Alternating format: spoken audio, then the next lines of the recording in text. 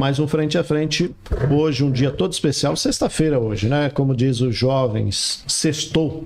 Hoje dia 17 de maio, já estamos praticamente na metade do ano. O nosso programa abre as portas para os pré-candidatos, as pessoas que têm interesse em colocar os seus nomes à disposição para o análise da população da grande região aqui central de Paraná, Presidente Médici, Urupá. Agora há pouco falamos com um pré-candidato lá de Urupá. E agora estamos recebendo uma celebridade de Ji-Paraná. Já foi vereador, já esteve envolvido na área política, né? Já esteve como secretário. E nós vamos conhecer um pouco da história de Oribe Júnior. Para nós é um privilégio muito grande. Espero você que está aí acompanhando, analise bem esse currículo. Será falado aqui por ele, apresentado aqui, tirando algumas dúvidas. Josué, boa noite mais uma vez. Boa noite, Edinaldo. Boa noite a você de casa. Eu quero aqui desejar a minha gratidão a Oribe, que quando eu falei com ele, de pronto, ele falou, pode colocar o meu nome. Foi a primeira pessoa que manifestou interesse em ser sabatinado por nós aqui para falar da sua intenção com a cidade de Paraná. Eu digo que a gente nutre uma boa amizade, graças a Deus, uma amizade sincera, e nós falamos aqui, algumas pessoas a gente não consegue avalizar, mas o Oribe é alguém que a gente, se depender da minha, de ser avalista, eu seria avalista com tranquilidade dele lá em Ji-Paraná, tá? Então, pelo carinho que a gente tem, uma pessoa proba, íntegra, em que eu tenho muito prazer em estar falando hoje aqui. Tá certo. Seja bem-vindo ao nosso programa, Oribe Júnior. Falei certo, né? Falou certo. Seja bem-vindo. Edinaldo, muito obrigado, e é um prazer poder estar com você aqui. E eu tive muito boas informações de você. Obrigado. E isso faz muito bem pra gente. Josué parece o Josué lá da Bíblia. Deus colocou no coração lá atrás, né? Verdade. E a gente já fez algumas entrevistas, fizemos um podcast tem pouco tempo. Verdade. Como é que é o nome do rapaz? É o Paulo. Paulo. Rapaz, pode chamar de PA. Só tem gente famosa, Paulo, Josué, entendeu? Muito bem. Prazer estar aqui com vocês. Hoje eu estou acompanhado aqui com o Carlos, que é um grande amigo, companheiro, empresário, também evangélico, né, da Igreja Batista. Bom. E o Carlos é pré-candidato a vereador pelo meu partido, PRD.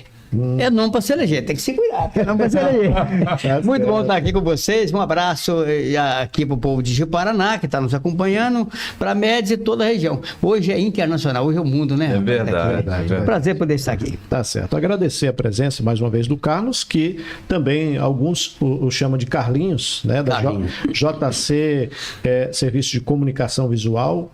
Aqui em Presidente Médici tem serviço dele, né? O pessoal que já pôde andar aí na cidade viu algumas fachadas que tem lá a marca JC. Para nós é uma alegria muito grande.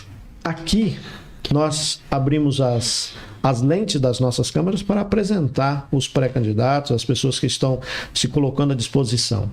E é como uma empresa que vai contratar os seus funcionários, seus parceiros e colaboradores, assim também o povo de Ji-Paraná vai estar contratando, né, logo mais, agora em outubro, aquele que vai ser o, digamos assim, o servidor-mor daquela grande empresa chamada Prefeitura, se assim podemos falar. E eu gostaria que o senhor se apresentasse, né, já agora, para depois a gente entrar nas perguntas. Então, meu nome é Oribe Júnior, o currículo é um pouco maior, mas eu quero dizer o seguinte, eu fui vereador de Paraná, cheguei aqui em 1990, né?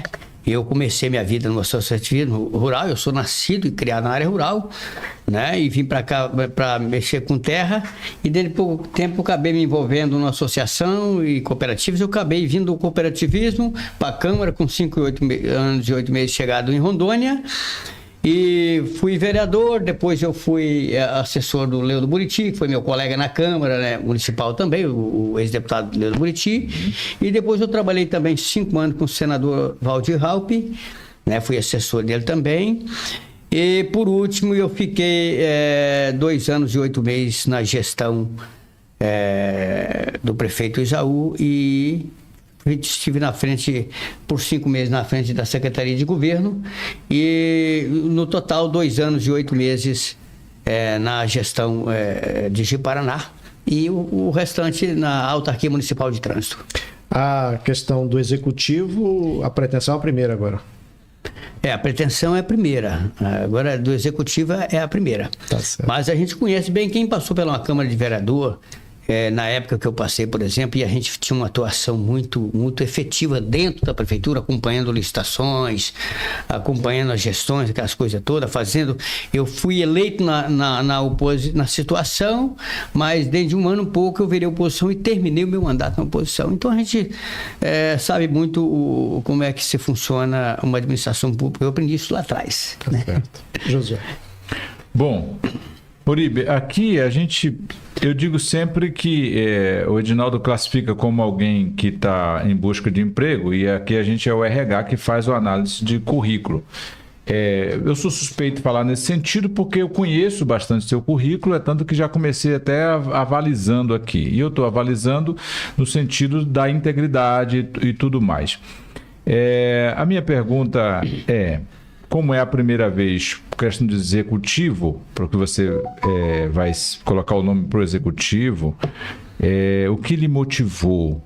Eu falo porque muita gente, de repente, fica no legislativo a vida toda e nunca se motiva a ir para o executivo, porque sabe que cada departamento tem lá os seus gargalos. O que lhe motivou nesse ano você falar assim, agora chegou a vez de eu poder lançar, ou colocar o meu nome à apreciação? Josué, isso aqui eu digo, eu vim dando um testemunho para o Carlos na estrada sobre o meu ano passado. O ano que eu passei do ano passado para cá, eu acho que tudo foi de Deus.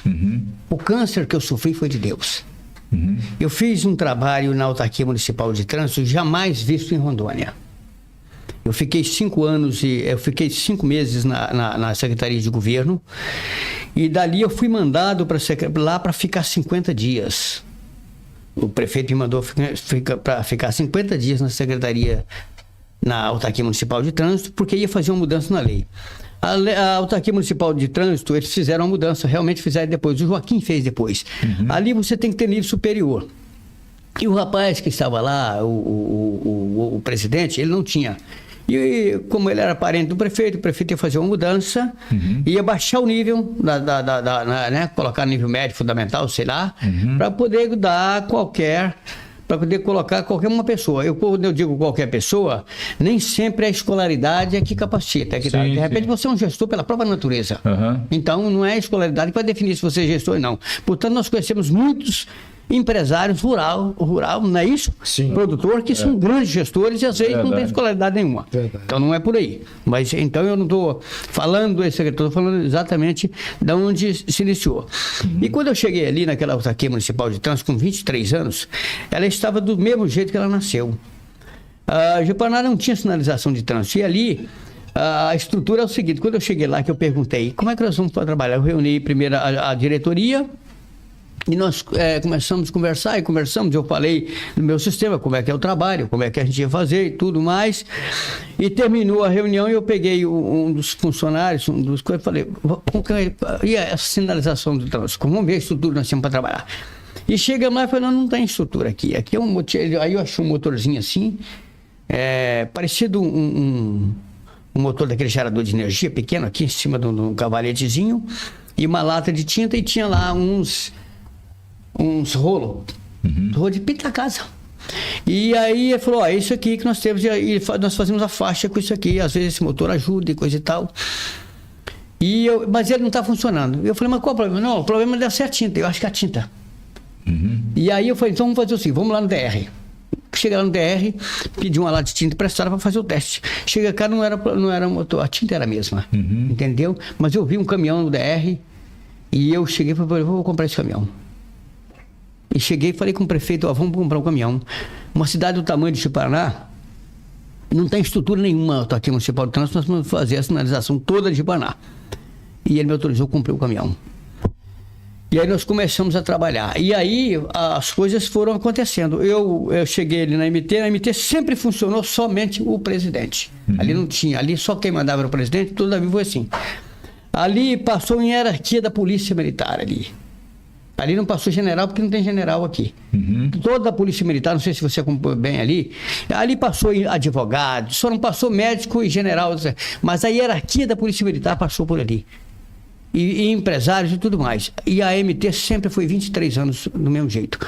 E quando nós chegamos, eu descentralizei a administração da MT. Aí volta naquilo que você falou. Não adianta ter só a formação. Você tem que... Você tem que ter gestão. Você tem que ter visão, você tem que gestão. Que é a primeira coisa que eu fiz.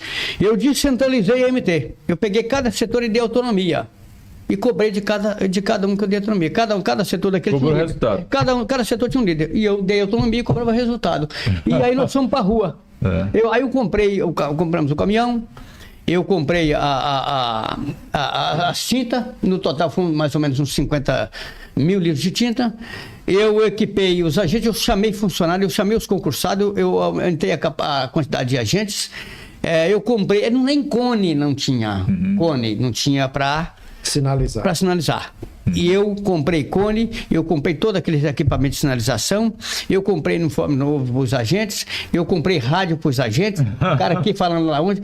Portanto, a nossa estrutura da MT ficou maior do que a polícia rodoviária. E nós fizemos um grande trabalho de parceria com a polícia rodoviária. O Jussigré é o diretor-geral aqui, nosso grande amigo, e fomos parceirão. Polícia Militar, demos toda a condição da Polícia Militar quando ali ia fazer a blitz na rua, então viramos parceiro. Você facilita o trabalho de todo mundo, né? Nós viramos um parceiro. Polícia Militar começou a trabalhar junto. Polícia Militar, Detran, Polícia Civil, rodoviária, todo mundo junto. Quando a gente ia pra rua, com uma blitz, nós trabalhamos todo mundo junto.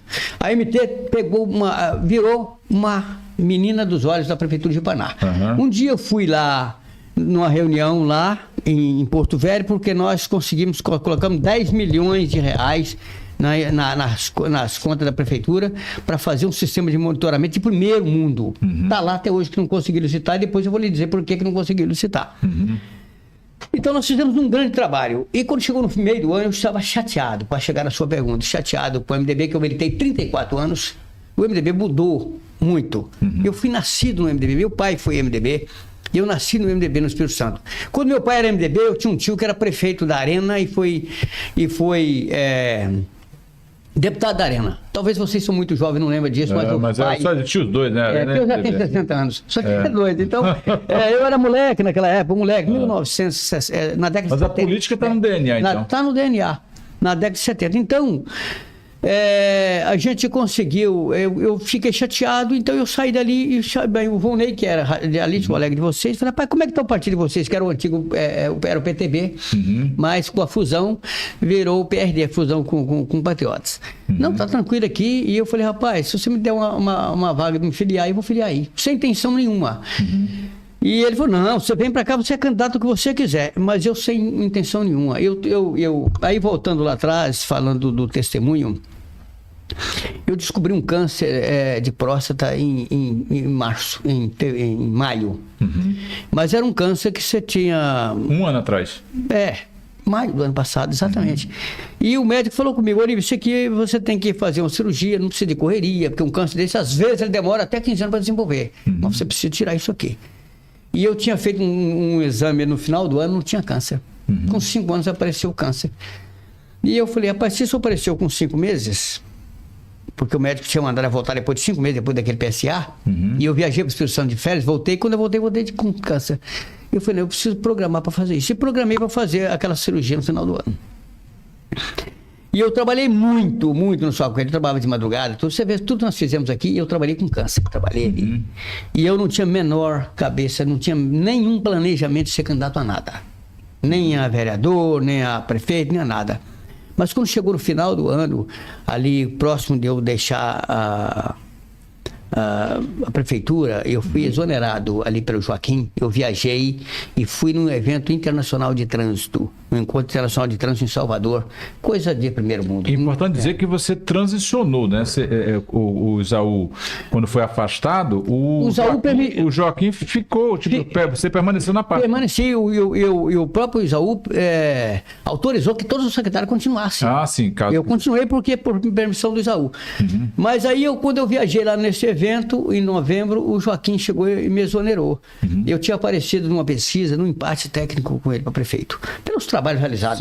Nós viramos um grande exemplo. Né? Quando eu falei para você do Detran, que eu tive lá na reunião lá, o pessoal do Detran, a equipe técnica do Detran, disse o seguinte: Oribe, nós estamos fazendo um projeto para 40 rotatórias em Rolim de Moura com base nas rotatórias de Paraná. E Paraná virou um modelo de trânsito em Rondônia. A equipe técnica do Detran disse isso aqui. Então, por isso que eu cresci politicamente. Mas a minha cabeça estava voltada para a cirurgia, que eu já tinha trabalhando, eu estava conversando com o médico do Espírito Santo, que eu fui lá para fazer lá. Entendeu? Então, eu não tinha cabeça para nada disso, para a candidatura. E eu fui exonerado e fui cuidar da minha cirurgia, que eu fiz em dezembro, dia 26 de dezembro. Quando eu voltei de lá para cá, voltei cuidando da minha saúde, voltei com a cirurgia em janeiro, e saiu logo uma outra pesquisa também, e eu saí muito bem nessa pesquisa para prefeito. E aí eu pensei o seguinte: eu já fui vereador, eu nasci no associativismo, eu coloquei $1 milhão numa associação em 1995. Vou contar para vocês, eu cheguei em fevereiro de 1990. Dali a pouco tempo, um ano, eu conheci logo o Romildo Pereira, que era vereador, e com um ano que eu estava, menos de um ano, eu assumi a presidência de uma associação, porque o associativismo começou a nascer naquela época, aquela Emater. E eles criaram uma associação, ficou lá aquele grupo. Eu peguei aquele grupo, me pediram para assumir a presidência, eu não queria, mas assumi. E a gente começou a correr atrás de recursos, correr atrás de um problema de estrada, era outra e tudo, e a região começou a mudar.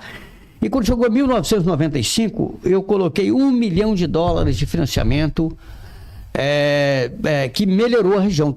Mudou a região do chamado Itapirema, que é a região que liga Ji-Paraná, ali naquele meio de Ji-Paraná, Teixeirópolis, Ouro Preto. Virou a maior bacia leiteira de Rondônia. Então, quando chegou em 1996, eu tinha 5 anos e 8 meses aqui, eu fui o vereador mais bem votado do MDB em Ji-Paraná. Eu não conheci ninguém, a não ser meu irmão. Meu pai tinha falecido do Espírito Santo e eu mandei o dinheiro e ele comprou a terra. Eu conheci um presbiteriano, olha. E esse presbiteriano é um amigo nosso do Espírito Santo, o Eziel. Falou: Oribe, tem um amigo nosso aqui, rapaz, ele é vereador, é capixaba e é muito atuante. E tinha uma liderança grande lá, o Romildo. E eu entrei na política por ali. E nós pegamos essa associação, que não tinha nem ata, só tinha criado o grupo, transformei numa empresa, numa agroindústria. E deu certo. Fui vereador, coloquei uma escola polo lá. A minha filha andava 2 quilômetros, pequenininha, andando naquela lama, aquela estrada ruim. Mas não tinha estrada, era na 1990, não tinha estrada, aquela região, era muito. Isso não tinha lugar nenhum, era no geral. Era aqui também, era a mesma coisa. A Gleba G, fui muito bem votado a Gleba G. Os 2 primeiros tratores que foram doados em Rondônia, talvez você se lembre da época da Marinha Halpe, quando ela se elegeu. Eu trouxe 2 tratores para Ji-Paraná, coloquei um lá na Associação Aprita, o outro aqui na Associação, na 6ª linha, na Associação Serra Azul. O primeiro trator foi eu coloquei. Então,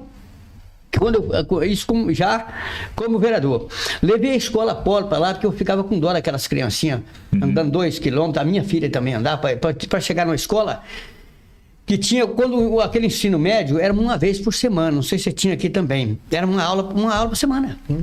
E para as crianças, ali tinha aquela escolinha de madeira, com aquela telinha baixa, quente, eternite baixa, e uma privada lá no meio do pasto. E eu sonhava em dar a mesma dignidade. Era exatamente isso. Eu estudei escola assim. Exatamente, eu sonhava em dar a mesma dignidade que tinha um aluno da cidade.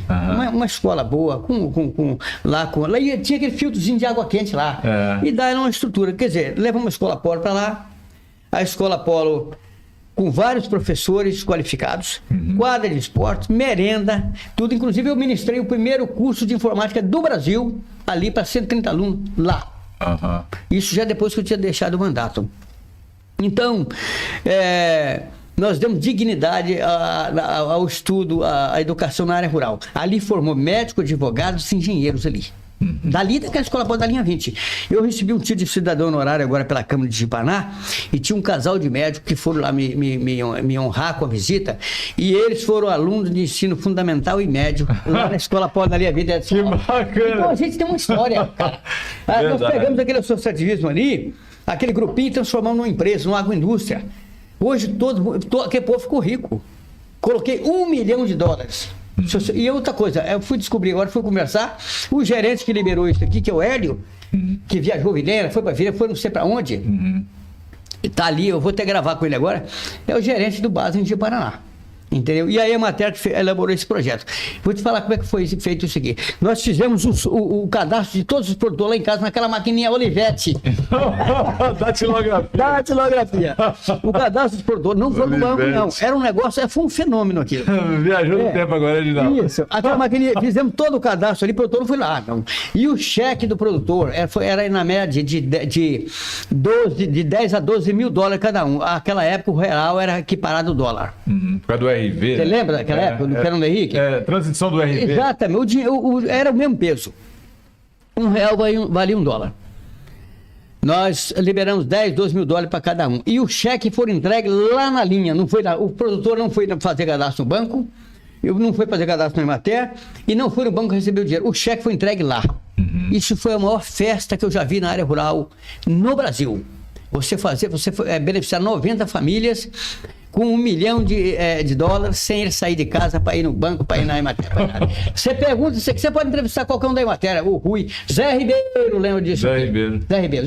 Foi meu parceiro de Emater. Dali para frente, depois disso tudo, eu virei um palestrante. O Zé Ribeiro me levou para poder dar uma palestra um dia. Lá tinha parece que era Primavera de Rondônia, tinha uma associação que estava conversando lá, minha polêmica e tudo. E ele me chamou, pergunta ele uma hora sobre isso, que ele vai te contar uma história lá. Ele vai te contar. Tá bom, Edinaldo? Ele vai te contar uma história engraçada lá. E eu fui dar uma palestra lá. E eu palestrava, o Banco da Amazônia me levava para tudo quanto é lado, porque eu não tinha uma associação que cresceu daquele jeito. A Emater foi a maior associação do estado de Rondônia. Você pode perguntar para qualquer funcionário da Emater que conhece a associação Aprita, aqueles lá de Porto Velho antigo. E você falava da vivência, né? Falava do que vivia. É natural. Então, a minha gestão nasceu ali. Quando eu cheguei em fevereiro, então aqui em janeiro, eu apareci novamente numa pesquisa. E eu falei, olha, eu tenho uma história de gestão. Eu comecei lá na roça, como gestor. E nós mostramos isso em Rondônia. Nós mudamos a educação na área rural, mudamos o conceito de associativismo e cooperativismo em Rondônia.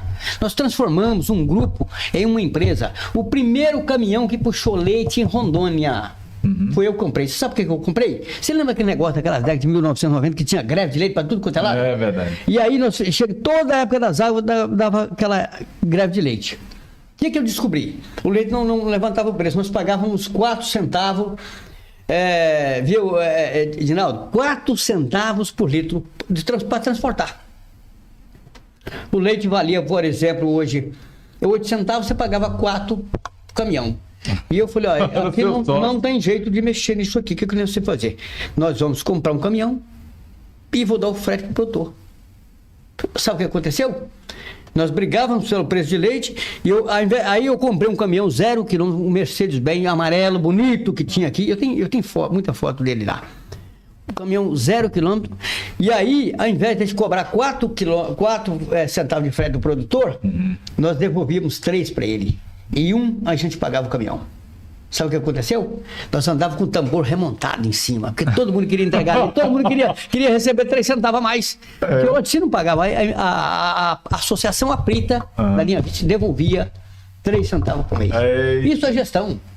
Então, a nossa história começou ali. E quando eu cheguei, então, que eu vi que eu estava bem na pesquisa, e eu ainda cuidando, fazendo fisioterapia ainda, e eu falei, eu não tenho nada a perder, eu tenho uma história de vida. Eu tenho outra história que eu preciso contar para você. Minha esposa faleceu em 2012. Quando eu cheguei na Câmara, eu cheguei com a 4ª série. Eu estudei até a 7ª série em Vitória, 1979. E vim embora para Rondônia em 90, larguei tudo para lá. E depois informatizou e tudo. Quando eu fui para a reeleição, você precisava ter um histórico escolar. Eu não tinha. Estava tudo para lá. Eu fui lá no CEJ, fiz uma prova de 1ª, 4ª série. Peguei aquele histórico de 4ª série e quando eu me elegi vereador, que eu fui para a reeleição, foi com aquele ali que eu fui secretário da Câmara, primeiro secretário da Câmara. Só tinha, não tinha nem o histórico na época, o histórico veio depois da reeleição. Deixa eu só pegar aqui um gancho, porque o Zé Ribeiro apareceu aqui. Um abraço, Zé Ribeiro. Aí tem história. Manda abraço para ele. Manda abraço. Aí ele que já colocou aqui, boa noite, Edinaldo Uribe, cabra inteligente. Aí, tá Mas depois você pergunta para ele sobre a história de... Já chegou puxando o saco. Vai contar para os meninos depois a história de primavera, né? Da cooperativa. cooperativa lá, hein? Desculpa, foi só pra gente dizer porque ele tá Não, aqui. muito bacana a participação do Zé aqui. Sim. Mas aí, cara... E aí precisava do currículo escolar. Exatamente. Aí, para poder para reeleição, você precisava ter o comprovante de escolaridade. Eu não tinha. Eu fui lá no SEJA, fiz a prova de primeira e quarta série. E tá. E eu passei um tempo todo aquele ali. Quando chegou ali, passado um tempo, eu resolvi começar. Aí comecei a estudar. Comecei a pensar em estudar. Minha esposa teve um câncer fulminante. Minha esposa faleceu muito rápido. E eu fiquei sem chão. Sem chão. A minha vida tinha começado tudo. Atrapalhou, eu casei muito novo, muito novo. E aí, meu irmão, eu não conseguia dormir. E aí eu pensei, como é que eu vou fazer? Eu não consigo dormir direito. Eu dormia muito pouco. Aí eu falei, vou estudar. Vou estudar para preencher o tempo. Ocupar ocupar a mente e o tempo, Eu estudei, eu terminei o ensino fundamental, terminei o médio, fiz um vestibular de psicologia, comecei a estudar psicologia, e eu cheguei lá e falei, aqui quem precisa de um psicólogo sou eu. Eu estou no lugar errado aqui. E fui para fazer... Aí saí da faculdade, fui para a Unicesumar e terminei, e fiz gestão imobiliária e fiz gestão pública. Me formei naquilo que eu tenho DNA. A gestão está no meu pública, sangue. né? Então fiz gestão.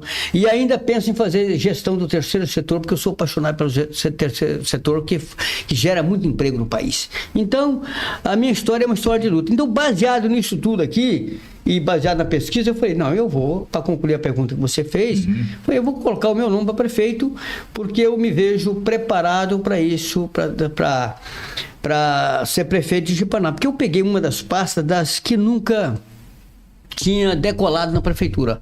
Não tinha investimento, talvez não tinha visão também, não sei, não vou entrar nesse detalhe aqui. Eu só sei que a MT tinha 23 anos que nunca apareceu, e quando aparecia era de forma negativa. Nós fizemos ela virar a menina dos olhos da prefeitura.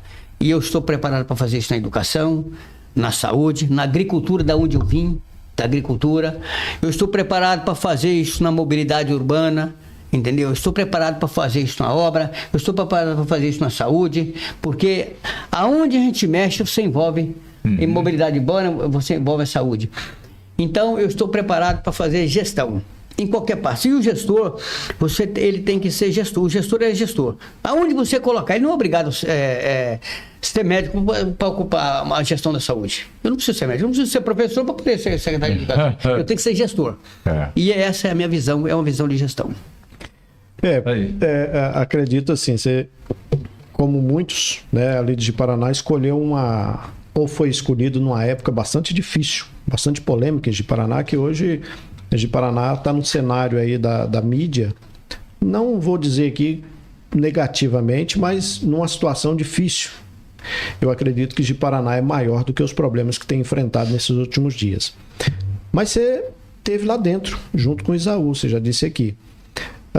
Não seria mais viável hoje uma coligação do que um apartamento nesse momento e pensar uma carreira solo? Como é que está isso no seu curso? Não dá. Não dá porque é o seguinte, eu fiz uma gestão na MT, uma gestão acompanhada pelo Ministério Público. O Ministério Público, de vez em quando, precisava do nosso serviço. Um dia eu fui para uma reunião para tratar da Expojipa, e chegou lá, tinha um delegado e tinha um promotor e tinha várias pessoas tratando daquela reunião para traçar o desfile, que é um problema da cavalgada ali. Cada um falando uma coisa. E o promotor dos mais chatos, eu vou dizer o mais chato porque ele é exigente. Então essa palavra chato é uma palavra até... É chato da forma que eu trato. Ele é um elogio porque realmente é um cara criterioso, é um promotor criterioso. Eu conheci ele, eu nem sabia que ele era promotor. Dr. Pedro, ele faz um trabalho excelente, é um fenômeno. E ele disse o seguinte, olha, falou com o Joaquim, parabéns pela cidade, que eu formei na UBRA e estou aqui há não sei quantos anos e nunca vi a cidade tão bem sinalizada como está. Então, eu fui acompanhado... Você recebe elogio de alguém que é exigente? Exato. E outra coisa, nós formamos uma equipe, nós cuidamos realmente do trânsito e da orientação. Nós formamos uma equipe que vai nas escolas e vai nas empresas dar palestra sobre trânsito. E teve também Depois disso, ela esteve lá no Ministério Público dando palestra também para o Ministério Público. Então, eu fiz uma gestão. A MT ela tem uma gestão de autonomia, ela tem autonomia. Eu não era um secretário da MT, eu fui presidente da MT. E eu fiz uma gestão que não tem uma vírgula de nada errado dentro da MT. Nenhuma. E a gestão hoje, ela está cheia de denúncias e cheia de irregularidades e denúncias. Eu estou falando linguagem, quem diz isso aqui é o Tribunal de Contas, quem disse isso é a Draco, quem disse isso é o Tribunal de Justiça, quem disse isso é o Ministério Público. Eu não posso, quem teve uma conduta igual a minha, e uma história igual a minha, eu sou um dos irmãos de 16, nós somos 16 irmãos, um deles. Eu não posso envergonhar meus irmãos. Eu tenho uma velhinha de 90 anos, minha mãe, que ora por mim todo dia e está sempre perguntando, meu filho, como é que está? E aí, como é que está? Preocupado sempre, porque o poder público, ele é um problema. Às vezes você nem rouba, você nem faz, mas você envolve em algumas coisas e atrapalha a sua vida. E com base em tudo isso aqui, não dá para você se aliar. Eu saí do MDB depois de 34 anos, porque quem mudou foi o MDB, não foi eu. Eu nasci no MDB. E eu achei que é o momento de sair agora, porque eu não vejo nenhuma forma de continuar no partido da forma que está. Eu, com base em Ji-Paraná, estou falando que é a política municipal. Sim. Então eu não vejo condição de ser aliado da atual administração. Para mim, é muito contramão aos meus princípios. Tá certo. E o senhor citou aí Joaquim recebeu elogio. Foi o Joaquim que lhe deu condições para exercer a sua função? Eu vou dizer para você o seguinte... Eu estou dizendo porque o senhor disse assim, o promotor elogiou o Joaquim. Porque na verdade é porque o Joaquim estava naquele dia. Eu estava naquele dia. E porque a MT ela tem autonomia, tem autonomia. E é como se fosse, ela tem economia, ela é como se fosse uma economia mista, porque ela também gera recurso. Entendeu? Então, tá certo. Ele recebeu, porque ele era o prefeito do dia. Porque ali é o seguinte, quem é o prefeito essa semana? Eu falei com o Cassol me ligou assim ontem, e ele perguntou, quem é o prefeito aí hoje? Eu falei, o antigo. Eu até citei aqui, numa entrevista que eu tive com o Isaú, até falei com ele o seguinte, falei, aqui tá aparecendo o filme, Ji-Paraná tá aparecendo o filme do Karate Kid, né? Quando ele tava treinando um menino, coloca casaco, tira casaco. E o menino falou, mas pra que esse tanto de tira casaco, coloca casaco? Depois ele entendeu. Mas... tá certo, né? E parabéns pela boa gestão, porque hoje tem muita gente que pega o cavalo encilhado e mete a espora, né? Ele não é digno de estar na sela daquele cavalo. E hoje muita gente pega a administração pública e trata como esse cavalo encilhado e desce o burrai. Ao contrário do seu relato aqui, que pegou alguma coisa que estava lá, nem bacheiro tinha, e de repente agora está um cavalo com baldrama, com peitoral e tudo mais. Para quem é do agro, acaba entendendo isso aí. Então isso aí não é fácil relatar, principalmente para quem está em Ji-Paraná, conhece de perto a situação lá hoje. Exatamente. Josué. Bom, são duas questões aqui distintas. A primeira que ontem nós entrevistamos o pré-candidato também a prefeito de Ji-Paraná, o Ari Saraiva, e coincidentemente ele disse o seguinte, lá em casa tinha 16 irmãos, ele falou 16 irmãos, aí o Edinaldo falou assim, lá em casa era 15 na casa dele. Agora, não, e outra coisa, eu não sei, o Edinaldo deve ser Capixaba ou mineiro? Não, eu sou filho de baiano, tanto pai e mãe. É mais ou menos aqui, mineiro, padrão. Ali é o seguinte, os filhos, era feito filho para trabalhar. Sim. E os mais velhos criavam os mais novos. Era assim que era feito. Hoje eu gravei um vídeo hoje, eu estava contando essa história, parece ser engraçado, porque na verdade, e outra coisa, da minha família, quem tem mais filhos é só uma irmã que tem 4 filhos. O resto é 3 e 2. Eu tenho um casal de filhos só. Sim, e é tão interessante isso aí, porque antigamente até era uma covardia que era aplicada na época, porque assim, o fazendeiro colocava lá o anúncio, contrata-se casal, de preferência que tenha de 8 a 12 filhos. A família grande tinha muito valor. Por quê? Pagava o pai e com mão de obra de 12. Exatamente. Hoje, a contratação é assim, se possível que não tenha nenhum filho. Exatamente. Exatamente. Não, olha como mudou, Josué. Era desse jeito, na roça era assim. O Zé deve estar escutando lá, o Zé Ribeiro, ele sabe disso aqui. Porque está entre Minas Gerais não, ele está entre Minas Gerais e São Paulo. Mas eu acho que ele é mais mineiro. Então ele sabe disso aqui. As famílias grandes tinham muito valor. Você contratava, você sabia que você tinha muita gente. Ó, eu me lembro, falava o seguinte, ó, tá chegando uma família grande para aqui. E era assim, para trabalhar. Porque tinha muita gente, muita mão de obra naquela época. Hoje não tem mais. Então a família grande tinha muito valor. E mineiro e capixaba, fazer menino.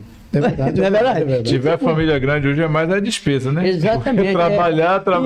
E o Ari também tem uma história dessa aqui. Eu já ouvi falar da família dele. Ele também tem uma história dessa aqui de família grande. Eu falei a questão da quantidade de irmãos, que ele falou que é 16, o Edinaldo 15, e o meu era 13, mas como a minha mãe é mais de direita, ela deixou morrer 3 e ficou só com 10, né? Não, mas na verdade, na verdade, eu me lembro daquela época, Josué, a gente morria menino demais. Tem um cara daqui, um rapaz aqui que paralisia infantil também. Não, tudo. Não tinha vacina para nada? Tinha meningite demais, matava demais. E naquela época é o seguinte, morria um menino, uma criança, olha só a irresponsabilidade, como é que é. Não é irresponsabilidade, ninguém sabia de nada. Quem tinha que puxar, aqui, as crianças da escola que tinha que buscar aquela que carregava o caixão daquela criança. E outra coisa, caixão feito em casa, na tábua serrada, com serrote, aquelas coisas. Olha de onde a gente veio, como o país melhorou, não é? E outra coisa, muita deficiência, porque não tinha naquela época paralisia infantil, porque não tinha vacina. É verdade, não tinha vacina. Não tinha vacina para meningite, não tinha nada disso aqui. Eu nasci em 77, em 78 eu sofri paralisia infantil. Tá vendo como é o negócio? Então é assim. A gente, ainda bem que a gente tem muita gente que pode ajudar a gente a testemunhar isso aqui para os mais jovens hoje, ver o quanto o país era difícil naquela época. Verdade. Bom, Uribe, vamos lá. Rapaz, esse relógio está certo? Esse tempo passa. O papo está tão gostoso. O papo está muito bom. Eu pergunto para todos, o Edilson passou aqui, Edilson Barroso, o Ari também, e eu vou perguntar para você. Porque realmente é uma preocupação minha, principalmente quando se trata de Ji-Paraná. Como você pretende fazer para eliminar o ciclo vicioso entre o poder executivo e o poder legislativo? Porque lá existe. Eu lhe dou um exemplo prático. O Isaú foi afastado, o Joaquim mandou 800 pessoas embora. E contratou os outros 800, claro. Só que na hora de contratar, tipo, se tem um vereador X ou Y, não estou nem citando nomes, que tinha tipo 20 ou 30 portarias, não sei quantas portarias dessa aqui, ele largou de ser base desse aqui, virou base do Joaquim, porque ele adotou aquelas crianças todo dele. Você falou 16 filhos, mas tem vereador lá que tem mais de 16, não é só 16, a família deles são grande mesmo, assim, em termos de emprego. E eu não estou nem condenando eles, eu estou dizendo que isso atrapalha. Até onde isso atrapalha e como você fazer para combater isso, pelo menos minimizar essa situação, porque lá se tornou muito escancaradamente. Vou começar do vereador que eu fui. Eu, na minha história de Paraná, você não vai encontrar na história de Paraná um vereador que deixou uma escola polo, um vereador que floresceu, que estruturou, fez uma região virar uma história em Rondônia, um vereador que pegou uma associação, um grupo e fez virar uma agroindústria, uma cooperativa agroindústria, um vereador que entregou os primeiros tratores. Você não vai topar um vereador que deixou uma história, que formou médico, advogados, engenheiros, não apareceu. Eu nunca indiquei portariado na prefeitura. Se tiver alguém de Paraná ouvindo, eu vou pedir que ele envie uma mensagem para qualquer um de vocês aqui, desminta. Eu fui indicado pelo Uribe na prefeitura. Eu nunca pedi isso aqui. Eu fui um vereador que trabalhei. Agora, uma administração, se ela estiver comprometida com a seriedade, ela não precisa negociar com a Câmara. Não precisa. Você precisa... os poderes têm que ser harmônicos. E você precisa atender o vereador. O vereador, ele é muito cobrado na cidade. Porque, na verdade, eles costumam cobrar tudo o vereador e menos o executivo. Você começa a bater no vereador por causa da estrada. Começa a bater no vereador por causa da escola. Bate o vereador em tudo. O vereador é um saco de pancada. Entendeu? Então, o prefeito precisa atender o vereador. E eu serei esse prefeito que vou atender o vereador, porque eu fui vereador, eu sei. Agora, esse excesso de portaria... Só faz isso quem tem intenção de negociar. eu não vou negociar. Não, eu não preciso negociar com a Câmara. Eu só vou mandar projeto para a Câmara de interesse público. E se o vereador não quiser votar, é um problema dele. Onde é que está a OAB? Onde é que está a Ordem dos Pastores? Onde é que está a Associação Comercial? A CDL? A Diocese? Você chama todo mundo, olha, o projeto é esse aqui, e a Câmara não quer votar. Pronto. O problema é meu e de quem? Então você tem que ter autonomia, você tem que... Agora, você fala que se o projeto for de interesse da sociedade, a própria sociedade pressiona o governo. Eu não tenho que negociar com a Câmara. Eu não sou, porque prefeito corrupto tem que negociar com a Câmara. É que você tem que dizer, se você fazer um trem errado, ninguém rouba sozinho. Você só rouba autorizado por alguém. Isso é verdade. Você está entendendo? Você não tem como você fazer um negócio errado na prefeitura. Eu estou dizendo isso aqui, eu não tenho medo de dizer o que eu estou dizendo aqui. Eu estou dizendo aqui eu tenho um pré-candidato aqui, que é um cara sério, que eu conheço, um empresário sério, e eu tenho certeza que ele está me entendendo. Eu vou atender o vereador, vou atender. Agora, esse excesso de portaria, isso é um crime, um negócio desse. Vou dizer para você, isso é um crime. É um crime. Porque, meu irmão, tem tanta instituição séria fazendo um trabalho sério que você não tem como ajudar. A Prefeitura de Paraná não tem como ajudar porque não sobra dinheiro para isso. Eu vou dizer para você das instituições que cuidam dos dependentes químicos, dos moradores de rua. As igrejas estão cuidando disso, porque o poder público não tem competência para cuidar, mas tem dinheiro para cuidar. Ele poderia fazer um convênio com essas instituições para tirar os moradores de rua, para tirar o dependente químico, dar condição a ele de se recuperar. Porque a igreja sabe cuidar, mas a igreja não tem estrutura financeira para manter. Se você, por exemplo, de Paraná, se você tirar 5 portarias de cada vereador, vou fazer uma conta aqui, 5 portarias de cada vereador. São 17? 5, não, vou colocar só um salário, que são 1.412, um salário mínimo. 5 vezes 1.412, você tem que multiplicar. 17 vereadores? 17 vezes 5 e depois vezes 1.412, vai dar uns 130 mil. Com 130 mil, quantas instituições você consegue financiar? Você acha que se você pegar uma instituição, por exemplo, da Primeira Igreja Batista, que cuida de ela está cuidando dos dependentes químicos, ela tem lá 30 mil reais por mês, você consegue fazer um arraso dentro daquelas instituições, colocando ali funcionário, mantendo comida para aquelas pessoas que ela cuida lá. Eu estou te falando de uma instituição que receber 30 mil, 130 dividido por 5 são 150 mil. 150 mil reais você atende 5 instituições. Isso é dignidade. Se você tirar um cidadão, tem tanta gente boa na rua, um dependente, trabalhador, honesto, mas ele cai na dependência e vai para a rua. E isso aqui envolve um trabalho espiritual e um trabalho social. E quando a sociedade olha para ele na rua, não dá para saber se é gente boa, se não é gente exatamente. boa. Você vê ali, o cara tá ali lavando um carro, cuidando de carro para usar droga, e ele é filho de uma família boa, filho de gente que foi muito bem criado, mas aí caiu num vício por acaso e se escorregou, e eu acho que o vício está muito mais no sangue, não é safadeza. Eu acho que a dependência está no sangue do cidadão. Porque ninguém sabe o que causou para ele ir para lá. Se não a família inteira, às vezes você tem várias pessoas que tomam cerveja na família, por exemplo, mas tem um que virou dependente. E para mim isso está no sangue, não é nada. Né? Então, tem tanta coisa que você pode fazer com a economia de portarias. O que se fala em Paraná, se fala em vereador com 100 portaria, com 150 portaria, isso é um caso de polícia. Para mim isso é um caso de polícia, tanto da parte do executivo como do legislativo. Não tem medo de falar o que eu estou dizendo aqui. Entendo. Quem achar que eu estou errado tem que vir para cima de mim e provar que eu estou errado. Que eu tô falando. Isso não pode. Agora, o que a prefeitura tem que fazer? A prefeitura precisa gerar, ela tem que fazer concurso público, ela tem que qualificar, investir no funcionário, qualificar ele para ele ganhar melhor. Tem gente que um dia eu encontrei um cidadão na rua da Secretaria de Obras, muito trabalhador, catando latinha. Isso há uns anos atrás, não foi nessa gestão, e ele falou comigo, estava catando latinha para aumentar o salário. Isso é uma injustiça, um negócio desse, isso não é justiça. Entendeu? Então, você precisa economizar a portariada, investir, fazer concurso público, qualificar as pessoas para você pagar melhor. Você tem que fazer. Nós estamos, vou te falar outra coisa aqui, entrando nessa situação de geração de emprego, aqueles meninos que nós vimos crescer no ensino fundamental e médio, e que viraram médico, eles estão indo embora. do nosso estado, está indo embora do nosso município, porque ele não tem oportunidade de emprego aqui. Sabe o que você podia fazer? Você podia pegar um menino desse e colocar na rede básica.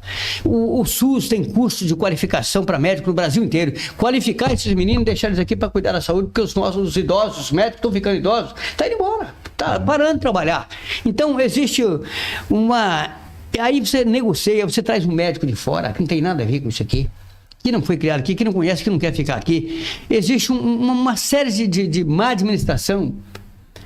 Às vezes ele pode até ser um bom profissional, mas ele não gosta da cidade e já vai trabalhar desgostoso. Não, exatamente, trabalha pouco, trabalha mal, quer ganhar muito, aquela coisa toda. E você desvaloriza a mão de obra que nós temos genuinamente da nossa casa. Então, voltando à questão da Câmara Municipal, eu não tenho... A primeira coisa que eu farei é chamar a Câmara Municipal daqui para frente assim. Eu vou ajudar, eu vou atender. O que você precisa de atender? Eu vou atender em tudo que precisar, em termos de... nas cobranças dele que tem na rua. Porque eu sei que eu fui... Como é que é? Você cobra... Vereador é legislador. Lá o legislativo, lá não é lugar. O lugar de você cobrar estrada é na prefeitura. O lugar de você cobrar educação é na prefeitura. Você tem que cobrar lá, é a postura do vereador lá na hora de fiscalizar. O vereador, ele tem que fazer lei e fiscalizar. E é o que menos o vereador faz. Então nós temos que voltar o vereador para a função dele. E eu quero que o vereador me ajude a fiscalizar, porque tem muita coisa que acontece na prefeitura, algumas irregularidades, algumas injustiças, uma coisa assim, que o próprio vereador vê aqui, ele tem que orientar o prefeito. Olha, é o que a gente fazia na época, está acontecendo isso aqui, nesse setor, o senhor não está sabendo, o senhor está sabendo, como é que está? E aí, sim, isso é o papel do vereador. E votar as leis.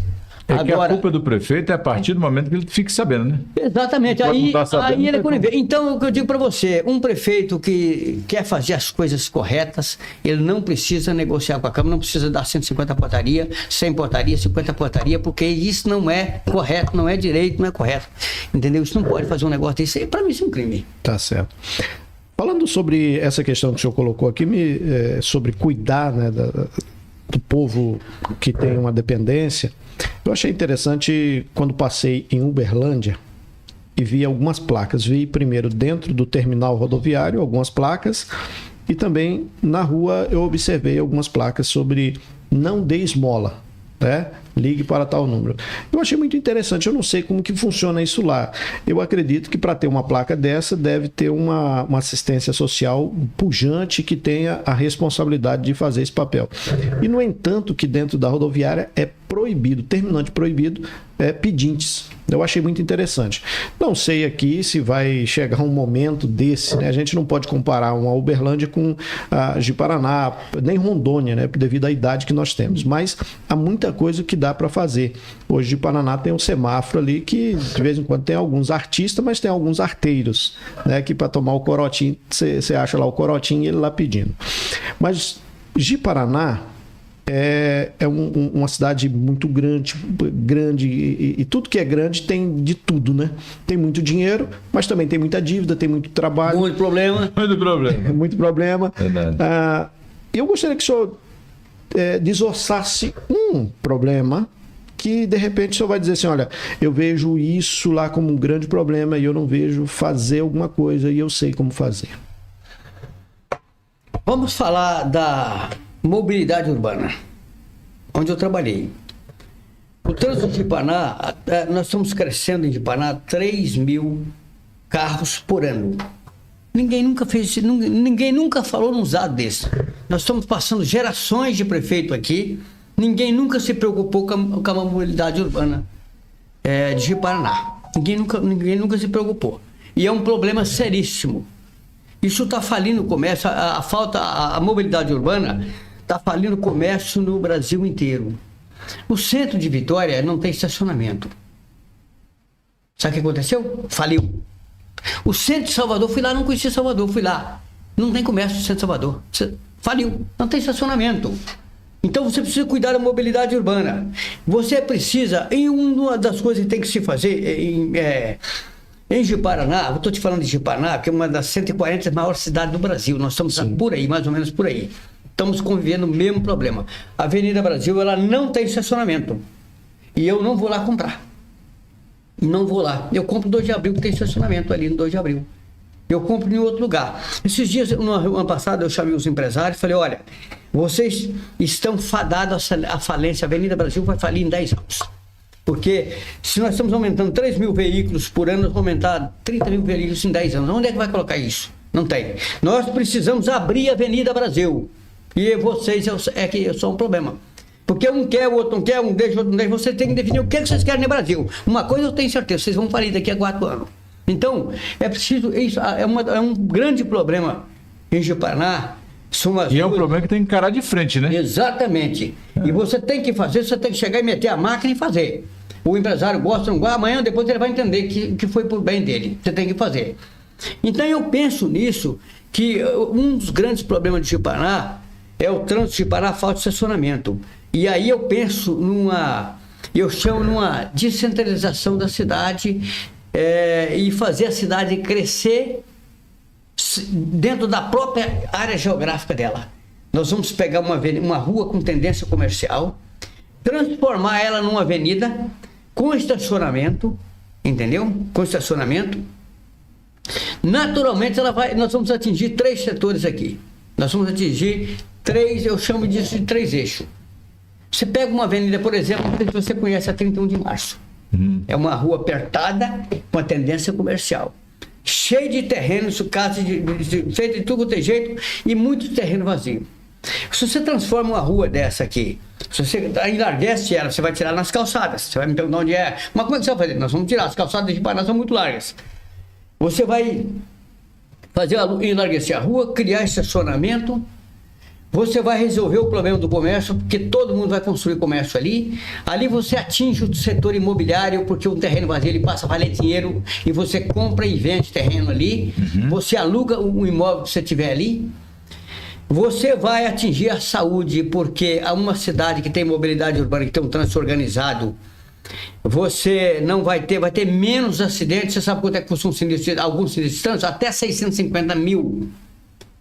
E Ji-Paraná toda hora está chegando lá na saúde, está chegando acidentado. Ji-Paraná não tem estrutura, lá não tem uma ortopedia. O cara quebra uma perna ali e vai para Cacoal. Você está entendendo? Isso é todo dia chegando. É para fila, né? Nós conseguimos resolver o problema do trânsito, da mobilidade urbana. Conseguimos descentralizar a cidade. Ele vai para os acidentados. Nós vamos resolver o problema do trânsito, nós vamos resolver o problema do setor imobiliário, compra e venda, melhora o comércio, as lojas, vai construir comércio e vai virar um setor. Você pega a JK, por exemplo, a K5, que é aquela rua do Parque de Exposição, com tendência comercial também. Você transforma numa avenida. Em Ji-Paraná tem várias cidades numa cidade só. Você dá condição, você dá estrutura para uma rua dessa, você dá uma estrutura para uma cidade. Vamos falar daqui da 94, que você conhece, a Edson Lima. Ali, aquela que começa na BR, aquele ali é um caos, não é isso? Apertado, muito terreno vazio para ali. Aquele ali é do governo do estado. Nós temos 4 deputados estaduais, um federal e um senador da República. Na minha época, eu era vereador, não tinha nenhum deputado. Só tinha o Confúcio, nós íamos falar com o Confúcio lá em Ariquemes. Lá em Ariquemes, que a gente ia falar com o Confúcio Moura. Hoje nós temos 4 deputados estaduais, nós temos um senador da República, e já tivemos 2, e nós temos um deputado federal. Ali é do governo do estado. Fazer um projeto de transformar aqui numa avenida que sai dali e vai parar lá no Capelato, uma avenida comercial. Você valoriza tudo quanto é terreno que tem ali, tudo quanto é construção, comércio que você valoriza. Fica o maior centro comercial de Ji-Paraná. Então, isso é um grande problema. A mobilidade urbana, começando pela mobilidade urbana, começando pelo trânsito, é um grande problema. Isso precisa ser resolvido. Se a gente conseguir colocar um projeto desse em prática, uma descentralização da cidade, colocar isso em prática, você valoriza a cidade, você valoriza o terreno, você atinge diretamente a saúde, que diminui o sinistro de trânsito, você atinge o comércio imobiliário, que é um comércio que movimenta muito o país, entendeu? E principalmente Ji-Paraná. Então você resolve um grande problema. Então você atinge a saúde, você atinge o setor imobiliário e atinge diretamente o comércio. A Avenida Brasil não se aluga e não se vende. Um comércio ali. Ninguém compra, não tem estacionamento, ninguém. Então é um grande problema. Estou te falando de um grande problema que ainda nenhum gestor pensou nisso ainda. Nenhum gestor. Agora, se existe a educação que precisa melhorar, existe a saúde que precisa melhorar, e tudo isso você tem que começar a investir, tanto a saúde como a educação, na rede básica. Fica uma aula também para Alvorada, Presidente Médici, Urupá. Exatamente. Nós estamos crescendo. E não tem nada pior do que crescer desproporcional. É igual quem vai para academia, né? O cara puxa peso demais com o bração e fica aquele bração e aquelas perninhas, né? Josué, é verdade, nós estamos caminhando para o final do só para comentar aqui, porque nenhuma dessas cidades que nós estamos falando aqui foi planejada. Sim. Nós temos que replanejar. Verdade. Nós temos que replanejar, abrir avenidas, entendeu? Então, quando eu falo para você descentralizar a cidade, você tem ali também a Mato Grosso lá em cima, que São Pedro, ali Casa Preta, e você vai para ali, aqui se torna uma cidade, se você transformar a Mato Grosso numa avenida comercial. E você vai criando independência na cidade, criando vários setores, não depende só da Avenida 2 de Abril. E esses 30 mil carros daqui a 10 anos, você tem onde colocar.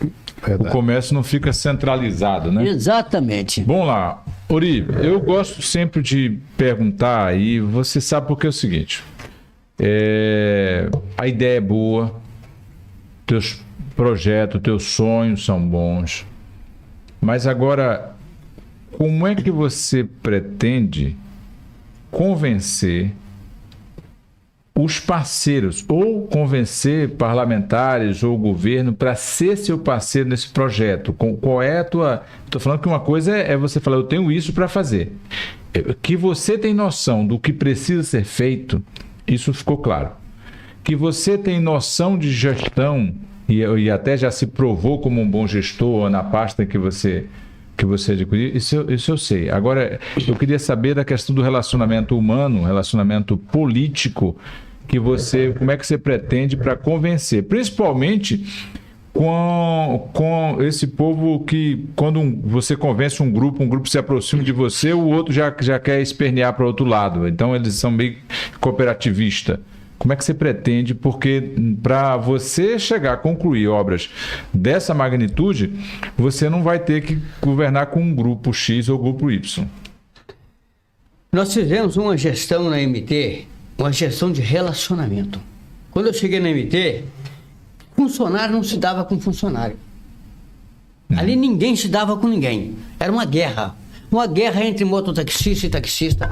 Quando eu cheguei na MT, a primeira coisa que eu recebi, o Carlos lembra disso, 200 mototaxistas na minha porta fazendo aquele buzinaço. Isso era praxe. Os taxistas fazendo barulho, era aquela coisa toda. Eu fiz uma gestão de relacionamento. Uma gestão de relacionamento. Essa foi a minha gestão. Entendeu? Eu criei um relacionamento dentro da MT internamente. Eu pedia prioridade. Eu falei, olha, aqui não pode faltar um idoso por falta de uma xerox. Você se vira na xerox e faz a xerox dele. Se eu chegar aqui para pegar uma carteirinha de idoso aqui e faltou um documento, faltou uma xerox, você se vira. Eu tinha pessoas que eu entregava a carteirinha em casa. Olha, eu tô precisando, me manda um documento que eu levo lá na sua casa. Onde é que proíbe isso? Eu levo a carteirinha do idoso na casa dele. Você precisa trazer paz para essa cidade. Nós estamos vivendo um problema há tempo, uma guerra no Paraná. Ali não tem relacionamento. Nós vamos fazer uma gestão de relacionamento. Nós nascemos para isso. Nós nascemos dentro da igreja. Então, a nossa forma, o que eu aprendi na minha vida foi juntar. E a palavra de Deus diz que quem não ajunta, espalha. Então nós queremos dar a César o que é de César. Juntar toda a classe política. Quando nós estamos aqui numa disputa para a campanha, para ganhar a eleição. Depois da eleição, você vai atrás de todo mundo. O problema agora é de Paraná. Nós precisamos resolver o problema da cidade. Cada cor vai ter o seu dividendo. Você trouxe uma emenda, você será honrado pela emenda que você trouxe. Entendeu?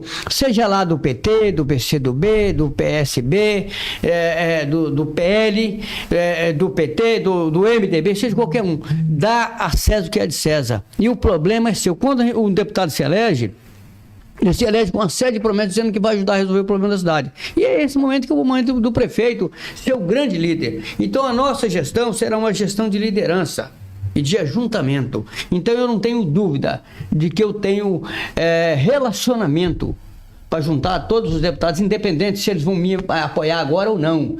Eles vão ter mandato, os mandatos deles continuam depois da eleição. Então a gente vai começar um mandato de relacionamento. Nós vamos chamar todos os deputados e dizer, olha, nós precisamos ajudar Ji-Paraná. O problema aqui não é eu e nem você.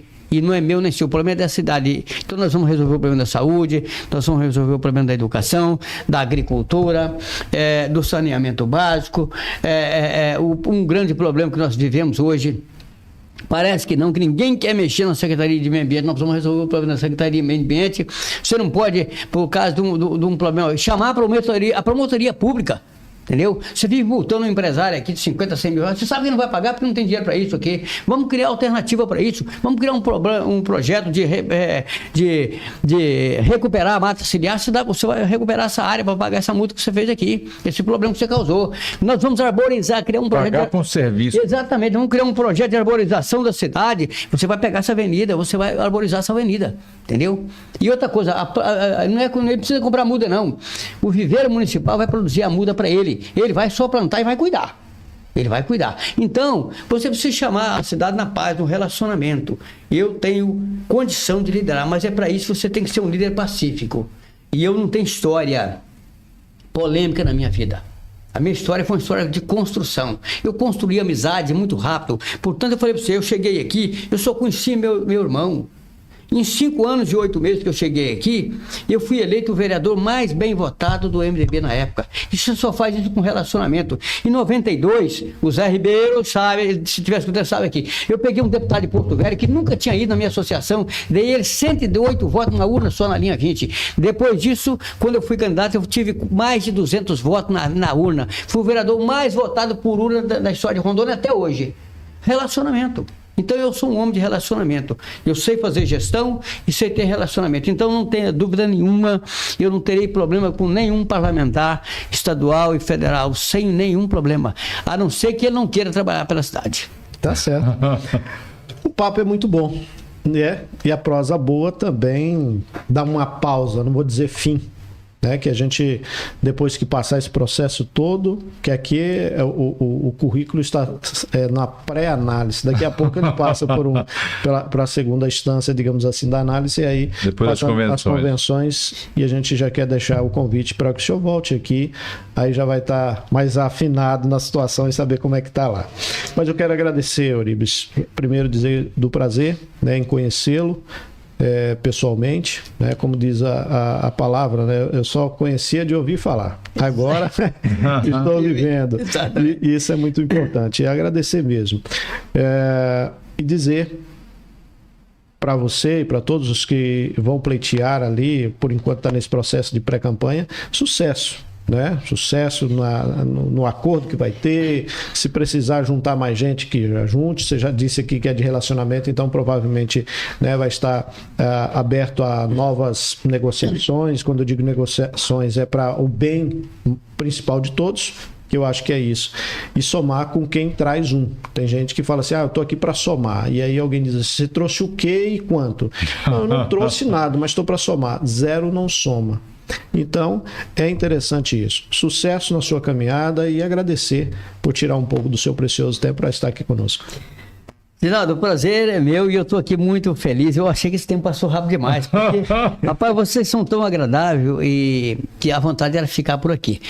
É um bate-papo de alto nível e parabéns a vocês aqui, ao programa, e eu digo a quem estiver nos ouvindo aqui que no próximo entrevistado vocês ajudam a compartilhar esse programa aqui de alto nível. É muito bacana você ver um negócio desse aqui, você ver um papo de alto nível.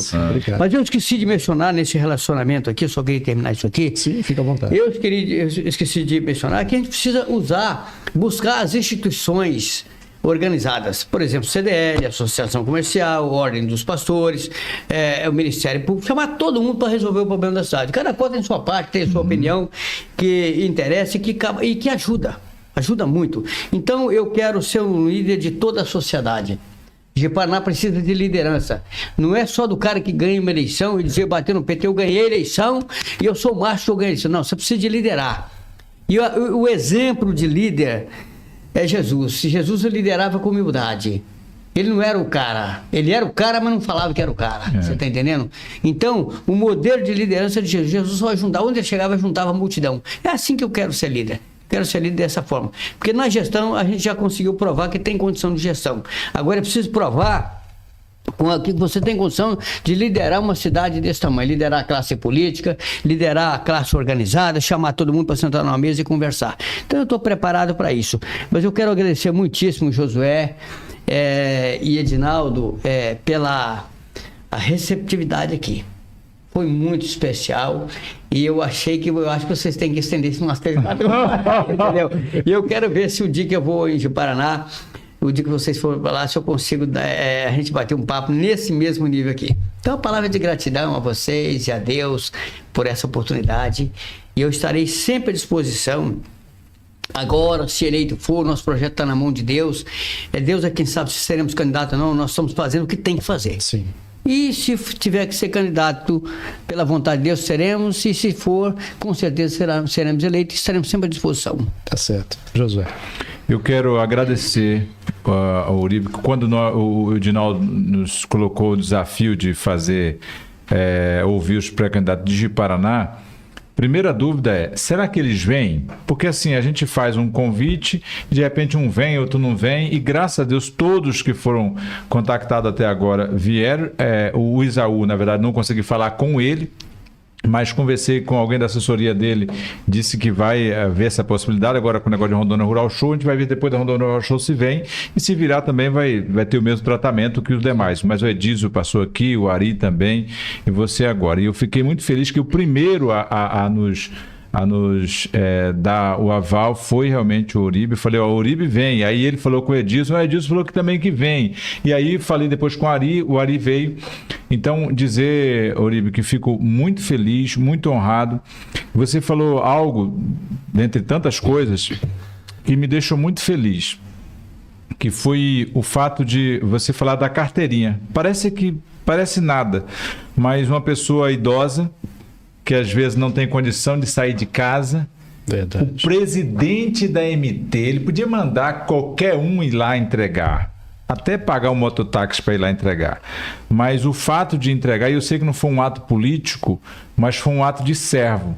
Alguém que pode estar e eu sei que você tem esse perfil. Mesmo que você esteja no posto mais alto do município, você, como aprendeu a disciplina com Cristo, a Bíblia diz que maior é o que serve. É o que serve, então, exatamente. Essa sua atitude de servir, dessa sensibilidade de servir, é algo que você só aprende na palavra de Deus, só aprende com Cristo. Porque o modelo do mundo, eu falo do mundo em via de regra, é quanto maior alguém vai te servir. Eu quero crescer, que é para os outros me servir. O líder veio para servir, não para ser servido. Não para ser servido. Então você demonstrou que você lidera servindo. E eu acho que, não só de Paraná, mas eu acho que serve de modelo para qualquer um dos pré-candidatos se espelhar no seu testemunho de vida. Se Deus vai lhe dar a oportunidade de ser prefeito ou não, não é nesse mérito que eu estou entrando. Eu, para mim, ficaria muito feliz se você chegar lá, mas não é isso que eu estou dizendo. Eu estou dizendo que quem chegar, que devia pelo menos pregar essa lição de vida, de saber que foi Deus que te colocou, diz que toda autoridade é constituída por Deus, Deus te colocou em qualquer seja o posto, e se Deus te colocou em um posto mais alto, é para você servir os demais e não apenas para ser servido. Muito feliz mesmo, gratidão por você ter atendido nosso convite, desejar toda a sorte do mundo, as minhas orações para que dê tudo certo e você chegando lá consiga colocar em prática esse teu projeto, que é um projeto muito grandioso, tá bom? Na verdade, eu não sou um estudioso da Bíblia, mas eu li a Bíblia 3 vezes. Toda a Bíblia 3 vezes. Nenhum líder foi colocado para ele judiar do povo. Ele às vezes até fez, mas não foi abençoado. Todo líder que judiou do povo, isso é bíblico, ele não foi feliz. Porque todo líder ele é colocado para servir. Ele tem que ser o modelo de Jesus, é colocado para servir. Então, a minha visão é uma visão social. Em qualquer situação, mesmo cuidando do empresário, é uma visão social. Para mim, eu sou prefeito para servir e não para ser servido. Tá certo.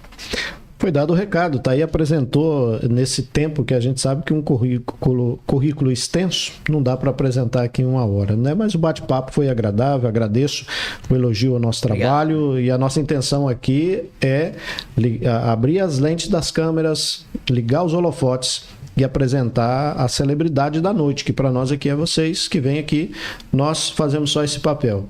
né? E eu acredito que nós queremos fazer da melhor forma possível, dar o nosso melhor, não somos melhor que ninguém, né? E dizer da nossa satisfação em ter recebido aqui. E dizer também que a nossa casa é daquele modo antigo. Amigo sabe como abrir a tramela do lado de fora. Exatamente. Né? Ó, eu não estou lá em casa, mas você pode ir, né? Fica à vontade, tem comida no fogão, tem a chaleira que está com café quentinho em cima do fogão e a tramela, você sabe por onde pôr a mão lá. Só tem a tramela que foi criada Na roça. O que é tramela, né? Verdade. Ele não sabe o que é. E aí a pessoa O que Paulo sabe o que é tramela? não sabe. É a fechadura. É novo, né? é novo, né? A fechadura antiga. E aí a pessoa passava na casa do outro, né? Mesmo ele não estando lá, enfiava a mão, abria a tramela, comia, tomava o café e seguia a viagem. E é O isso. Carlinhos também, né? Carlinhos, Isso, e agradecer. gratidão. Claro, meu companheirão, nosso futuro vereador. Isso, vamos trabalhar para isso, né? Tem que trabalhar, tem que mostrar para o povo para que veio. Primeiro, apresentando, né? E depois só permanece quem mostra mesmo o serviço. Exatamente. Muito obrigado. Agradecer a Uzi Telecom, a Cressol, lembrando que a Cressol está com um projeto maravilhoso e vai estar presente lá na Rondônia Rural Show. A semana que vem, segunda-feira, começa essa grande festa. Quero deixar aqui uns parabéns, né, para quem fez o quebra-mola novamente. Parabéns para você de uma forma irônica, né? O ano passado foram 4 acidentes, pelo menos, que eu pude presenciar e uma morte, e infelizmente, né, uma morte tão trágica de alguém aqui tão querida de Presidente Médici. Sabe por quê? Eu não vou entrar no mérito do dia da pessoa, vou entrar no mérito da irresponsabilidade. Quando se chama engenheiro de tráfego, a gente pensa assim, cara, o cara entende. Eu, um leigo, não faria da forma que vocês fizeram. E me parece que voltou a fazer do mesmo jeito. Colocar uma placa dizendo que tem um quebra-mola em cima do quebra-mola, num local onde as pessoas estão passando ali sem, né? Acostumado na BR, acostumado... Coloca a placa grande, luminosa, 200 metros, tem um quebra-mola. Principalmente na BR. 100 metros tem um BR muito rápida igual. Sim. Você tem que ir avisando. Tem que ir avisando. Então, assim, e me parece, até hoje conversei com o Tenente Erenildo e ele estava dizendo, Dinaldo, me parece que aqui só tem uma placa em cima do quebra-mola. Pelo amor de Deus, gente. Vocês estão errando num trem assim difícil. Mas tá bom. O Laticínio Ishibon, nosso parceiro também, um abraço para o Jackson, vai estar presente lá, né, na Rondônia Rural Show. Muito obrigado a Dual Pizzaria. E eu convido você para comer um pedaço de pizza, tá? Porque já chegou a nossa pizza, o Paulo já está ali, meu Deus, precisa acabar para comer a pizza. Muito obrigado. Centro Automotivo Adriano, Roseta Distribuidora, Datasoft Informática, Escritório Líder de Contabilidade. Se você fizer a sua declaração, você pode até não pagar muito por ela, mas se você não fizer... Fique esperto. Rondônia Supermercado com muitas ofertas. Começa hoje, né, uma grande promoção no Rondônia Supermercado. E tem a parte que eu mais gosto do mercado, que é a parte do açougue, que eu gosto de carne assada. A Clínica Vida e Saúde, em frente à Praça Municipal, Ótica União. E a Ótica União, gente, visita lá o nosso Instagram, você vai ver um vídeo que nós produzimos com a promoção toda especial da Ótica União.